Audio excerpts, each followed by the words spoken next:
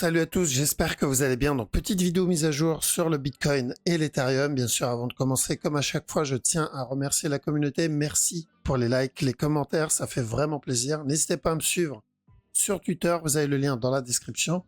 Sans plus tarder, on va attaquer la vidéo. Let's go.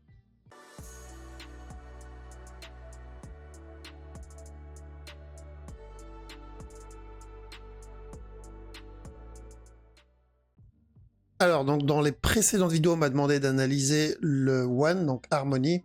Alors, la grosse structure, évidemment, c'est du copier-coller par rapport à ce qu'on a déjà vu précédemment. Donc, sur le long terme, évidemment, sur ce genre de structure, je ne vais pas chercher la cassure du top comme objectif. Ça serait, je pense, prendre trop de risques de ne pas avoir le temps de prendre mes BTP. Donc, ce mouvement-là, pour moi, ça reste, et je le considérerais comme un A. Donc, ce que je veux, c'est le B, donc structure corrective. D'accord. Après, s'il donne plus, s'il veut donner plus à partir de là, ok, mais ça sera vraiment bonus. Pourquoi? Parce que si le mouvement est correctif, je m'attendrais plutôt qu'il revienne tester le bas. D'accord. Donc, je pense que c'est plus safe de partir sur ce genre de scénario. Maintenant, à partir du plus bas, j'aimerais bien le voir corriger, mais avant de venir ici, si je dois prendre de l'achat, mon objectif, ça sera à peu près dans la zone des 0,15 qui se trouve là-dedans. D'accord? Donc, zone des 0,15 ici, où je vais commencer à prendre une bonne partie des profits. Parce que si on est dans une structure corrective, on aura probablement un gros retournement là-dedans pour revenir au moins tester le plus bas. D'accord? Et au mieux, ça sera une structure corrective s'il veut continuer à push. Donc, 0,15, ça sera la zone on va dire où je vais sortir la plupart de mes profits. Maintenant, sur la petite time frame, donc ça va être plus sur du daily. Donc, on cherchait de l'achat, nous, ici. Pourquoi? Parce qu'il y avait le risque d'un running flat, donc on n'a pas pété le top, donc on a cassé le top, ce qui valide le running plutôt là-dedans, d'accord? Parce que là aussi, on pouvait tenter de l'achat pour un running. Tant qu'on n'a pas pété le top, on cherche de la vente, ce qui a été validé. Là, on retente parce que ça aurait pu être un running un peu plus grand, mais la cassure du top valide le running précédent et le départ d'une nouvelle structure. Donc ça, je le prends comme le A, ce qui est une bonne nouvelle pour ceux qui cherchent de l'achat. Donc prochaine étape ici, c'est d'attendre la correction, donc le retracement pour le B, et ensuite la continuation. Et comme j'ai dit, on doit faire attention à ce top, et l'objectif, c'est les 0,15 qu'on a vu plus tôt. D'accord? Donc prise de profit à ce top pour ceux qui tradent, parce que là, on est en train de parler plus trading, et on peut laisser le reste tourner pour l'objectif sur le long terme. Après, en plus petit time frame, donc en 4 heures, donc ici, on va devoir faire attention à une structure un peu plus grande. Ce serait bien qu'il revienne tester le bas. Donc ce mouvement-là comme le A, ce qu'il est en train de faire comme un B ou comme faisant partie du B, on va le voir, et ce qu'il donne ici comme un C. Mais c'est très important que ça reste dans ce range si on veut continuer le buy. Et quand je disais donc faisant partie du B, il peut très bien donner un up, ensuite un drop, et après le top encore, d'accord? Donc le buy qu'on veut. Mais encore une fois, très important qu'il reste dans ce range pour que le buy soit intéressant. Donc à chaque nœud au plus bas, le one, on peut chercher de l'achat. Par contre, il faudra faire attention à la cassure du top, très important pour BE, et laisser le reste tourner au cas où il décide de donner un plus gros push. D'accord? Donc à quel moment j'invaliderai le range ici et donc le buy? C'est si s'éloigne de ce bas. D'accord? Donc on en est très loin. Donc à chaque nœud au plus bas, je tenterai de l'achat parce que je considère ce mouvement-là comme le départ d'une structure, donc d'une impulsion. Là, on est en train juste de range, un peu comme ce qu'on a eu précédemment. Donc si je le mets ici en vert, on a eu l'impulsion, on a eu la correction, on a eu la continuation. Donc là, ce qu'on est en train de faire, c'est le retracement de toute l'impulsion qu'on a obtenue, ce qui est nécessaire si on veut continuer le buy. Ok? Alors, on va commencer à attaquer avec le Bitcoin, donc bien sûr en petite time frame, parce que le gros move, on l'a déjà vu plusieurs fois.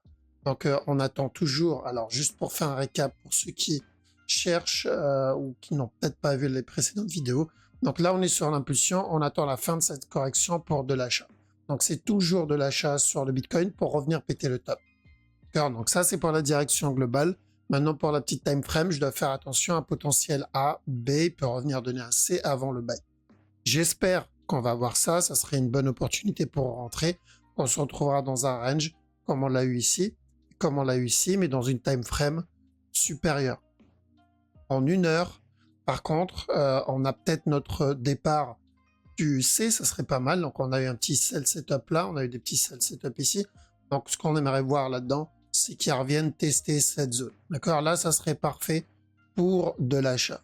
Si ils décident de revenir péter le top directement, donc partant du principe qu'ils donnent par exemple un running ici, d'accord? Il casse pas ce bas, il vient donner un running et il casse ce top. La cassure du top, on va devoir faire attention à quand même de la vente pour, bien sûr, de l'achat. D'accord? Mais pour le moment, on part toujours sur l'interne où on va devoir faire attention. Si on le voit corriger dans cette zone, s'il donne une structure corrective, il faudra faire attention à de la vente et ensuite à de l'achat. Donc ceux qui cherchent le long terme, c'est toujours cette direction, c'est de l'achat, revenir péter le top, donc on prend de l'achat à chaque nœud plus bas. Mais ceux qui traitent en petit time frame, faites attention, un potentiel C, donc encore un dernier dump, peut-être avant le prochain, le prochain halving qui va pas tarder, il me semble, c'est dans une dizaine de jours à peu près. Et donc ETH, on est venu casser ce top, on a dit de faire attention à un potentiel regular flat. C'est toujours le cas, donc on a eu un petit sell setup là-dedans. S'il en donne un autre un peu plus grand, j'aimerais bien le voir donner un drop et ensuite encore un buy pour revenir péter le top. D'accord? Donc ce drop concerne uniquement ceux qui tradent en petit time frame, ceux qui cherchent toujours la direction de plus grosse time frame. Donc comme je l'ai déjà dit, on est toujours dans une correction ici, on attend que cette correction se termine et ensuite on viendra chercher de l'achat. L'objectif sur ETH, c'est évidemment revenir tester le top, donc les 4900, peut-être même revenir tester, pardon, les 5000 $. D'accord? Mais la structure idéale pour nous à trade, ça serait qu'ils viennent valider ce régular avec de la vente et ensuite on cherchera de l'achat une fois le bas cassé. On a le DOT aussi, donc DOT, je privilégie de l'achat, j'ignore un peu ce qu'il fait en interne parce que je cherche plutôt la grosse structure. Donc comme je l'ai déjà dit, tant qu'on reste dans cette zone, je cherche toujours de l'achat. Là, je pense qu'on va venir péter ce bas, c'est pas un problème, mais je privilégie de l'achat tant qu'on est dans cette zone. S'il s'éloigne ou si je le vois corriger là-dedans, j'oublie. Mais pour le moment, on n'a ni l'un ni l'autre. Et revenir péter, donner des plus bas en 1 heure, ça n'impacte pas la direction qu'on attend pour le moment. Même s'il revient tester ce bas, c'est pas très grave, on aura même probablement une belle fin de structure. Donc plus qu'à attendre des setups. D'accord? Donc là, il a cassé la trend. Je me suis dit, s'il corrige, je tente. Il n'a pas corrigé. Il est venu directement couler, donc j'avais aucune raison d'acheter à ce moment-là. EGLD, donc on a pété ce bas. Il a fini avec une correction en interne.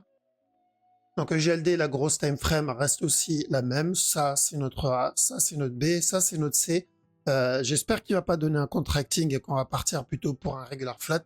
Mais ensuite, on va chercher de l'achat. D'accord? Donc, il n'y a rien d'intéressant à analyser en petit time frame. C'est pour ça que je ne vais pas m'attarder là-dessus. Vaut mieux viser le gros move. À chaque nœud plus bas, on prend de l'achat. Et ensuite, on a le Litecoin. Pareil, pas grand-chose sur la grosse time frame. Il va falloir se focus sur la petite. Donc, je voulais de la vente ici.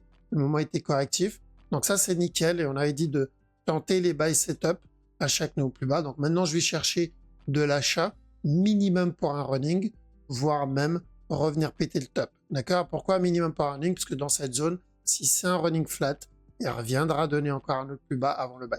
Ça ne changera pas le buy en soi, mais ça concerne plutôt ceux qui tradent en petit time frame. Donc pour ceux qui cherchent la direction sur le gros move, ça, c'est notre impulsion. Ce qu'il donne, c'est la correction et on tente à chaque nœud plus bas pour de l'achat et revenir péter le top. D'accord?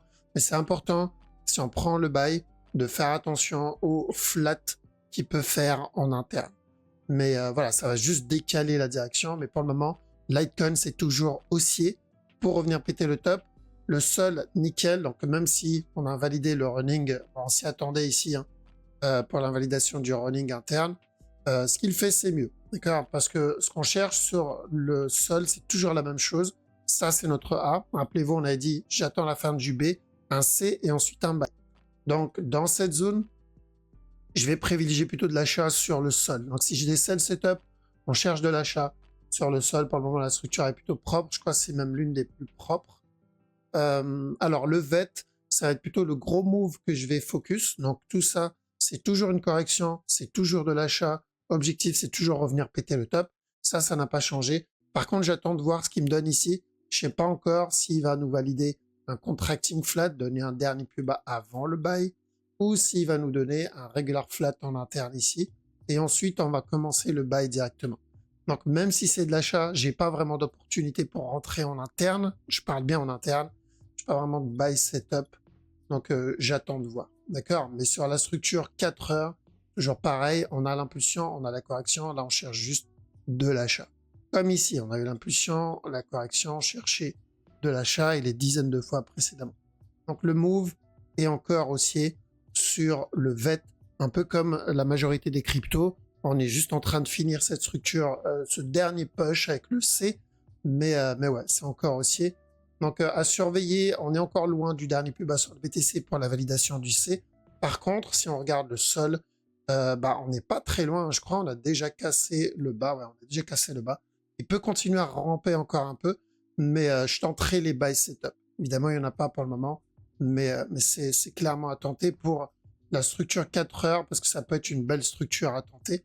Un peu comme celle-ci pour de l'achat, celle-ci ou celle-ci. Donc là, on est sur un mouvement un peu plus grand. Donc l'impulsion devrait être plus intéressante.